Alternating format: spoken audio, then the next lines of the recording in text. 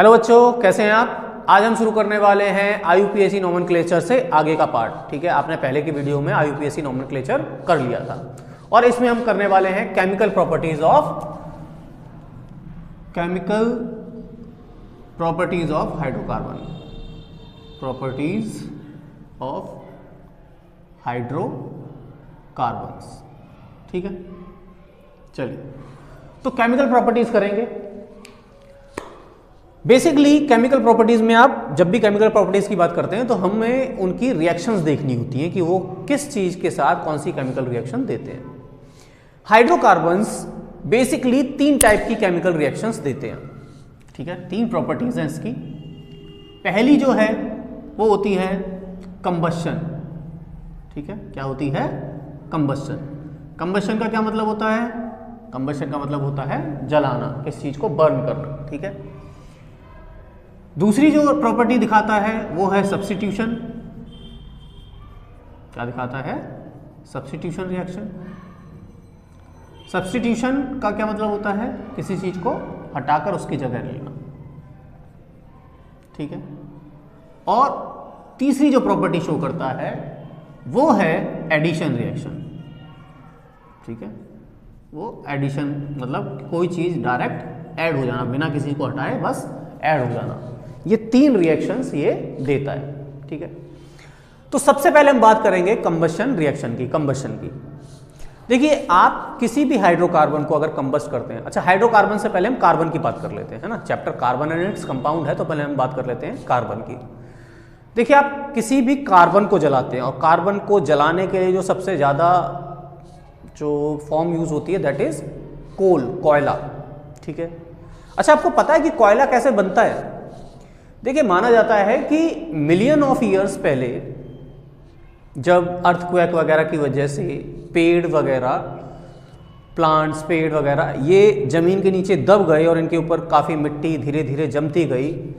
ठीक है, तो फिर ये हाई टेम्परेचर और हाई प्रेशर की वजह से और एब्सेंस ऑफ ऑक्सीजन की वजह से धीरे धीरे इनमें केमिकल रिएक्शन हुई और ये चेंज होते होते कोयला बन गया, कोल बन गया। ठीक है, इस तरीके से एक कोल बना है, कोयला बना हुआ है। उसी तरीके से जो पेट्रोलियम है, ठीक है, पेट्रोलियम जो वर्ड है वो दो वर्ड से मिक्स से बना हुआ है, that is Petra and oleum. Petra का मतलब होता है रॉक और ओलियम होता है ऑयल, तो इसे हम कह सकते हैं रॉक ऑयल। पेट्रोलियम जो होता है उसे रॉक ऑयल भी बोल देते हैं। क्यों? क्योंकि पेट्रोलियम समुद्र के नीचे जो रॉक्स हैं उनके और पास डिपॉजिटेड पाया जाता है। ठीक है, उनके नीचे पाया जाता है। अच्छा, पेट्रोलियम कैसे बनता है?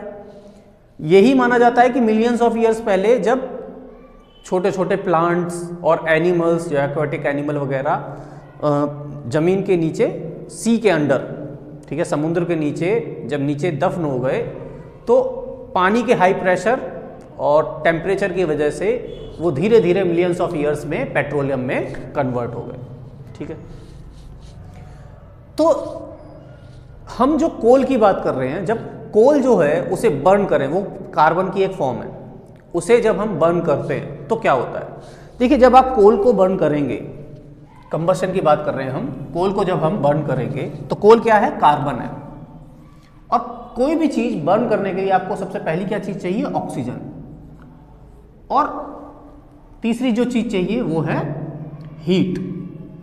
आपने 8th क्लास में पढ़ा होगा कि जब भी आपको कंबशन करना है तो कंबशन में तीन चीजें होती हैं। सबसे पहला फ्यूल, जिस चीज को जलाया जाए, फिर है ऑक्सीजन, उसकी प्रेजेंस में जलाया जाता है, और तीसरी चीज होती है हीट, कि जलाने के लिए आपको हीट चाहिए।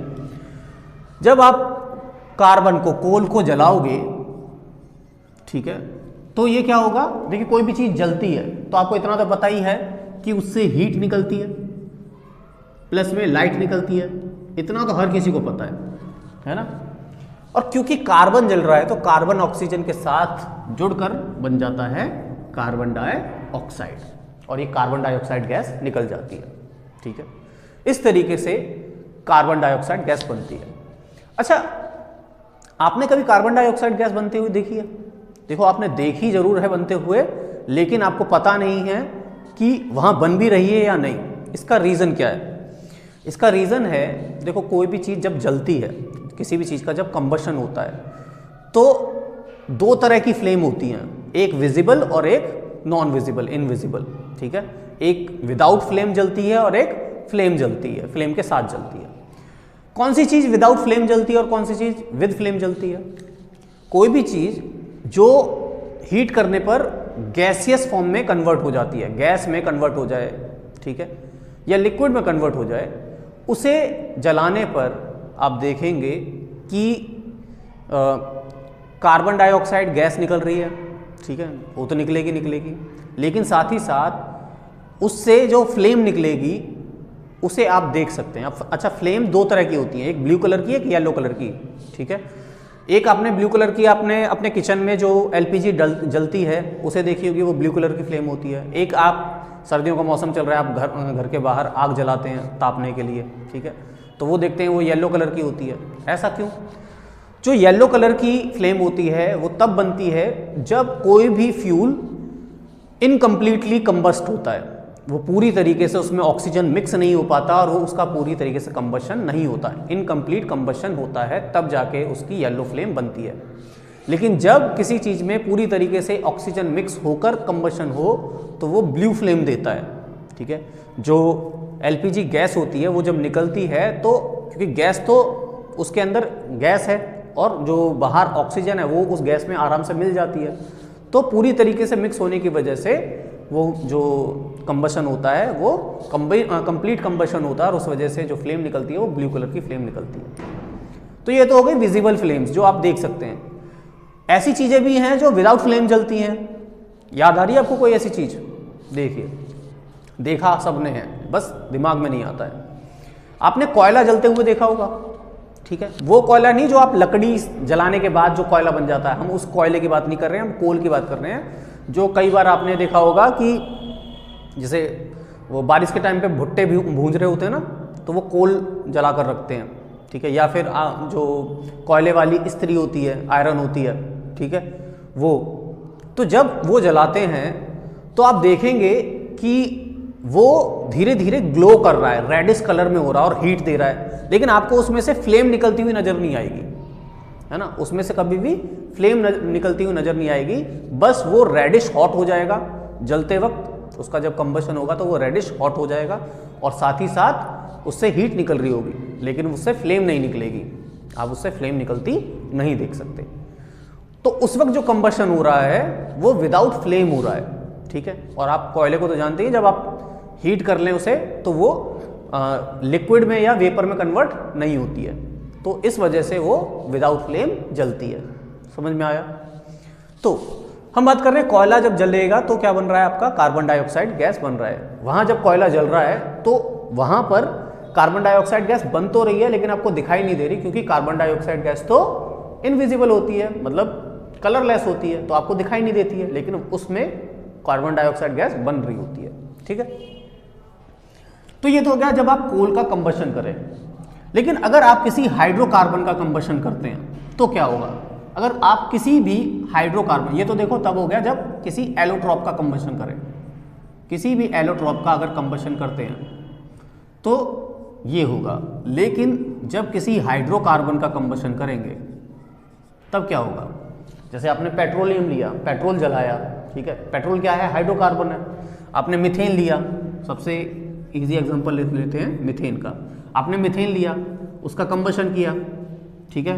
कंबशन के लिए आपको हीट और ऑक्सीजन दोनों चाहिए। कंबशन करने से क्या होगा? देखिए, ये कार्बन ऑक्सीजन के साथ जुड़ेगा, ठीक है, कार्बन डाइऑक्साइड गैस बनाएगा। फिर ये ऑक्सीजन हाइड्रोजन के साथ भी जलेगा, तो हाइड्रोजन के साथ जब ऑक्सीजन जलता है तो H2O बना लेता है, वाटर बना लेता है। और क्योंकि जब जल रहा है तो उसकी वजह से हीट भी निकलेगी और लाइट भी निकलेगी, ये तो आपको पता ही है, छोटी सी बात। समझ में आया? तो आप कोई भी हाइड्रोकार्बन जला लीजिए, उससे हाइड्रोजन का कंबशन होके H2O निकलेगा, कार्बन का कंबशन होके कार्बन डाइऑक्साइड गैस निकलेगी और हीट और लाइट तो निकलेगी। ये है कंबशन रिएक्शन, ठीक है। कोई भी एलोट्रॉप जलाओगे तो कार्बन डाइऑक्साइड गैस बनेगी, वाटर नहीं बनेगा, बाकी हीट और लाइट बनेगी। और किसी भी हाइड्रोकार्बन को जलाओगे तो carbon dioxide gas, water, heat और लाइट, चारों चीजें बनेगी। समझ में आया? बहुत इजी सी रिएक्शन है। अब बात करते हैं हम सेकंड रिएक्शन की, जो कि है सब्स्टिट्यूशन रिएक्शन। कौन सी है? Substitution reaction. अब देखिए सब्स्टिट्यूशन रिएक्शन में होता क्या है, नाम से क्या था, क्या मतलब है सब्स्टिट्यूशन का? सब्स्टिट्यूशन का मतलब है किसी चीज को हटाकर उसकी जगह लेना। फॉर एग्जाम्पल अगर हम CH4 की ही अगर बात कर लें, ठीक है, तो आप क्या कर सकते हैं, उसकी किसी हेलोजन के साथ रिएक्शन करा दीजिए। मैंने जैसे Cl2 के साथ रिएक्शन करा दी। अब ये जो Cl2 है आप सनलाइट की प्रेजेंस में ले सकते हैं या हीट कर सकते हैं, आपकी मर्जी है। सनलाइट की प्रेजेंस में अगर मैं हीट करता हूँ या रिएक्शन कराता हूँ, सनलाइट की वजह से क्या होगा, ये जो क्लोरीन है ये रेडिकल में चेंज हो जाएगा, ठीक है। और होगा क्या, यहाँ से एक क्लोरीन और यहाँ से एक हाइड्रोजन मिलकर HCl बना देंगे, ठीक है, समझ में आया? यहाँ से एक हाइड्रोजन और यहाँ से एक क्लोरीन मिलकर HCl बना लेंगे। फिर क्या बचेगा? फिर बचेगा यहाँ से CH3, ठीक है, बचेगा CH3 और यहाँ से बचेगा एक क्लोरीन, ये दोनों आपस में जुड़ जाएंगे और बन जाएगा CH3Cl। तो हुआ क्या, कार्बन पर थे 4 हाइड्रोजन, ठीक है, कार्बन पर थे 4 हाइड्रोजन, और आफ्टर रिएक्शन क्या हुआ, कार्बन पर रह गए 3 हाइड्रोजन और एक हाइड्रोजन को छोड़कर हटाकर उसकी जगह ले ली क्लोरीन ने। तो क्या हो गया, यहां पर सब्स्टिट्यूशन हो गया, इस हाइड्रोजन की जगह पर यहां जुड़ गया क्लोरीन। तो ये हो गई सब्स्टिट्यूशन रिएक्शन। समझ में आया? तो आप बेसिकली किसी भी हेलोजन की प्रेजेंस में अगर रिएक्शन कराते हैं तो वहां हो जाती है सब्स्टिट्यूशन रिएक्शन। आई होप आपको इतनी बात आई, ठीक है, आगे बढ़े। अब बात करते हैं एडिशन रिएक्शन की। तो एडिशन रिएक्शन में होता क्या है, देखिए एडिशन रिएक्शन में सिंपल नाम से पता चल रहा है कि कोई चीज ऐड हो जाती है, जुड़ जाती है, सिर्फ जुड़ जाती है, कुछ निकल नहीं रहा, कुछ हो नहीं रहा, सीधे चीज जुड़ेगी। तो आपको सबसे पहले तो ये समझना चाहिए कि एडिशन रिएक्शन होता किसके साथ है। आपको याद है हाइड्रोकार्बन्स 2 तरह के थे, कौन कौन से थे? हाइड्रोकार्बन्स थे आपके सैचुरेटेड और अनसैचुरेटेड, ठीक है। सैचुरेटेड कौन से होते हैं? जिसमें सारे बॉन्ड फिल हो, अब उसमें कोई चीज जुड़ नहीं सकती है, उसे बोलते हैं हम सैचुरेटेड। तो सैचुरेटेड में तो आप एडिशन नहीं करा सकते, लेकिन अनसैचुरेटेड में आप एडिशन रिएक्शन करा सकते हैं। फॉर एग्जाम्पल अगर हम अनसैचुरेटेड में एक एल्कीन का एग्जाम्पल ले लेते हैं, CH2 double bond CH2, ethene का एग्जाम्पल ले लिया हमने। इसकी रिएक्शन मान लो हम करा रहे हैं HCl से करा देते हैं, चलो ठीक है, हमने HCl से रिएक्शन करा दी। होगा क्या कि पहले तो एक बॉन्ड यहां से टूटेगा, ठीक है, यहां से एक बॉन्ड टूटेगा, यही दोबारा बना देता हूं ताकि आपको समझ में आ जाए, ठीक है। ये इस तरीके से स्ट्रक्चर है इथीन का, ठीक है। होगा क्या, सबसे पहले तो जैसे ही ये इसके पास आएगा तो यहां से एक बॉन्ड टूटेगा। एक बॉन्ड टूटते ही आपको पता है एक बॉन्ड 2 इलेक्ट्रॉन से मिलकर बनता है ना, एक बॉन्ड 2 इलेक्ट्रॉन से मिलकर बनता है, तो एक इलेक्ट्रॉन इसका, एक इलेक्ट्रॉन इसका। जैसे यहां से बॉन्ड टूटेगा तो इसके पास एक इलेक्ट्रॉन फ्री हो जाएगा, इसके पास एक इलेक्ट्रॉन फ्री हो जाएगा, राइट। अब क्या होगा, यहां जो हाइड्रोजन है और क्लोरीन है ये भी टूटेंगे, और टूटने से एक हाइड्रोजन यहां चला जाएगा, यहां जुड़ जाएगा, और क्लोरीन यहां जुड़ जाएगा। मतलब क्लोरीन भी यहां जुड़ सकता है तो हाइड्रोजन यहां आ जाएगा, है ना, सिंपल सा। तो इस तरीके से सिंपली एडिशन हो गया, ठीक है ना, कोई चीज हटी नहीं है, बस जुड़ी है, बॉन्ड टूटा है बस, और वो तो टूटेगा ही टूटेगा, ठीक है, क्योंकि 4 बॉन्ड तो ही बनाने हैं, उससे ज़्यादा तो बन ही नहीं सकते। तो इस तरीके से ये एडिशन हो गया, समझ में आया। चलिए एक और एग्जांपल ले लेते हैं, CH ट्रिपल बॉन्ड CH, और इस बार रिएक्शन करा देते हैं चलो Cl2 से, ठीक है। हमने Cl2 से रिएक्शन कराई, क्या होगा, पहले एक बॉन्ड टूटेगा, ठीक है, एक बॉन्ड टूटने से बचे कितने, 2 बॉन्ड, और एक एक हाइड्रोजन तो ऑलरेडी है दोनों के पास, एक एक हाइड्रोजन तो दोनों के पास ऑलरेडी है, और एक बॉन्ड टूट गया, एक बॉन्ड टूटने से एक एक इलेक्ट्रॉन फ्री हो गया दोनों कार्बन पर। अब एक एक क्लोरीन दोनों कार्बन से जुड़ जाएगा सिंपली, ठीक है। फिर इसकी भी दोबारा रिएक्शन कराओगे, ये जो आपने लिया इसी में अगर फिर से आप क्लोरीन की दोबारा से रिएक्शन कराओ तो क्या होगा, फिर से एक और बॉन्ड टूट जाएगा। ठीक है, मैं यहां दोबारा लिख देता हूं इसे। ठीक है, क्या बनेगा, इधर रिवर्स में लिख रहा हूं। ठीक है, तो क्या बनेगा, अगर आप दोबारा से रिएक्शन कराओगे तो यहां से फिर से एक बॉन्ड टूट जाएगा। अब इसके पास ऑलरेडी यहां पर हाइड्रोजन है, दोनों के पास एक बॉन्ड बचेगा, यहाँ एक क्लोरीन है, यहाँ पर एक क्लोरीन है। ठीक है, और इन दोनों के पास एक एक इलेक्ट्रॉन फ्री हो जाएगा क्योंकि एक और बॉन्ड टूट चुका है। जैसे ही बॉन्ड टूटेगा यहाँ पर भी क्लोरीन जुड़ जाएगा, यहाँ पर भी क्लोरीन जुड़ जाएगा। समझ में आया? ठीक है, चलिए, तो सिंपली क्या हो रहा है, एडिशन हो रहा है। इस टाइप की रिएक्शन को हम बोल देते हैं एडिशन रिएक्शन। देखो यहाँ पर हमने एक एल्कीन ले लिया, यहाँ पर एक एल्काइन ले लिया। समझ में आया? तो आप सिंपली क्या करेंगे, उसमें एडिशन रिएक्शन कर देंगे। ठीक, उन्हें डायरेक्ट बॉन्ड तोड़ के ऐड कर देंगे। एक और एग्जांपल ले लेते हैं लास्ट। ठीक है, अब देखिए, अगर आप इथीन में हाइड्रोजन की एडिशन कराएं, ठीक है, ये स्पेशल है, सुनना है आपको ढंग से। हाइड्रोजन की एडिशन अगर आप इथीन के साथ कराते हैं तो आपको सबसे पहले तो एक कैटलिस्ट लेना पड़ेगा। आप निकल नाम का कैटलिस्ट ले सकते हैं, प्लेटिनम ले सकते हैं। ठीक है, कोई भी कैटलिस्ट ले सकते हैं, निकल ले सकते हैं, प्लेटिनम ले सकते हैं। अच्छा, कैटलिस्ट होता क्या है, पहले तो आपको ये पता होना चाहिए ना। कैटलिस्ट क्या करता है, किसी भी रिएक्शन के रेट को फास्टर कर देता है। कोई रिएक्शन जो 10 घंटे में होने वाली होती है उसे 1 घंटे में करवा देता है। ठीक है, बहुत फास्ट करा देता है रिएक्शन को। ठीक है, तो ये काम होता है कैटलिस्ट का। तो अगर आप किसी कैटलिस्ट की प्रेजेंस में निकल या प्लेटिनम लिया जाता है यहाँ पर, ठीक है, तो अगर आप हाइड्रोजन ऐड कराते हो, आप क्या करा रहे हो, हाइड्रोजन को ऐड करा रहे हो उसके अंदर। तो अगर आप हाइड्रोजन को ऐड कराते हो तो ये जो रिएक्शन है, इस रिएक्शन का नाम हो जाता है हाइड्रोजनेशन। क्या हो जाता है, हाइड्रोजनेशन। तो इसे बोल देते हैं हम हाइड्रोजनेशन रिएक्शन।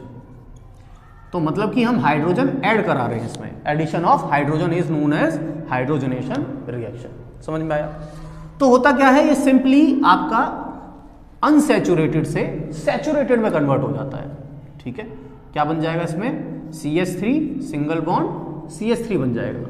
तो ये जो अनसैचुरेटेड था ये सैचुरेटेड हो गया, अनसैचुरेटेड सैचुरेटेड हो गया। अब इससे हुआ क्या, देखिए ये जो रिएक्शन है ना, ये इंपॉर्टेंट इसलिए है क्योंकि इस हाइड्रोजनेशन रिएक्शन का यूज करके एक बहुत इंपॉर्टेंट प्रोडक्ट बनाया जाता है जिसे हम बोलते हैं वेजिटेबल ऑयल। ठीक है, एक किसी भी वेजिटेबल ऑयल को कन्वर्ट किया जाता है एक वेजिटेबल घी में। किसमें कन्वर्ट किया जाता है, वेजिटेबल घी में। आप बोलेंगे वेजिटेबल घी भी होता है? हाँ, वेजिटेबल घी होता है और आपने काफी बार उसे खाया होगा।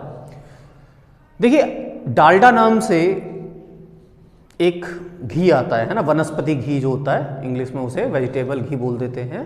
वो जो वनस्पति घी होता है, वनस्पति भी शॉर्ट फॉर्म में कभी बात बोल देते हैं और कभी कभी डालडा जो पॉपुलर ब्रांड है उसका, ठीक है, डालडा के नाम से भी उसे बोल देते हैं, वो होता है वेजिटेबल घी। ठीक है, और अगर आपने कभी खाया है तो जैसे उसकी बनी हुई कोई भी चीज़ अगर आपने खाई होगी, कोई लड्डू खाया हो या कुछ भी खाया हो, तो वो आप देखेंगे आपके जो माउथ का ऊपर वाला पार्ट है यूजुअली उससे वो चिपक जाता था। ठीक है ना, वो उससे चिपक जाता था। ठीक है, तो उससे आप पहचान सकते हैं कि आपने क्या खाया है, ये वेजिटेबल घी खाया है। राइट, समझ में आया? तो एक वेजिटेबल ऑयल को वेजिटेबल घी में चेंज करने के लिए जो रिएक्शन यूज होती है दैट इज हाइड्रोजनेशन रिएक्शन। तो इसमें देखिए, वेजिटेबल ऑयल और वेजिटेबल घी, वेजिटेबल ऑयल आपका अनसैचुरेटेड फैटी एसिड है। ठीक है, सॉरी, हाँ, अनसैचुरेटेड है वेजिटेबल ऑयल और वेजिटेबल घी आपका सैचुरेटेड है। आपने कई बार पढ़ा होगा या सुना होगा कि जो ऑयल्स होते हैं, जो जैसे घी हो गया, सॉरी घी बोल रहा हूँ, सरसों का तेल हो गया, ये आपकी हेल्थ के लिए अच्छे होते हैं। लेकिन घी वो आपकी हेल्थ के लिए खराब होता है। क्यों? क्योंकि जो सैचुरेटेड ऑयल्स होते हैं, जो सैचुरेटेड घी हो गए या कोई भी स्ट्रक्चर हो गया, सैचुरेटेड फैटी एसिड्स आपकी हेल्थ के लिए बेकार होते हैं, उन्हें डाइजेस्ट करना थोड़ा मुश्किल हो जाता है। वहीं जो आपके अनसैचुरेटेड ऑयल्स होते हैं वो आपकी हेल्थ के लिए अच्छे होते हैं। ठीक है, इसीलिए आपको कहा जाता है कि आप ऑयल्स का यूज कीजिए, ना कि घी का। आप चाहे नॉर्मल घी जो आप गाय भैंस का घी खा रहे होते हैं वो भी आपकी हेल्थ के लिए खराब ही होता है। ठीक है, समझ में आया? चलिए, तो ये था आपका तीनों टाइप की रिएक्शन। आज के लिए बस इतना ही करते हैं क्योंकि वीडियो थोड़ी लंबी हो रही है। अगली वीडियो में मिलते हैं और अपनी पढ़ाई का थोड़ा सा फास्ट पेस बनाइए और अपना हेल्थ का थोड़ा ख्याल भी रखिए। मिलते हैं अगली वीडियो में, तब तक के लिए टेक केयर, बाय।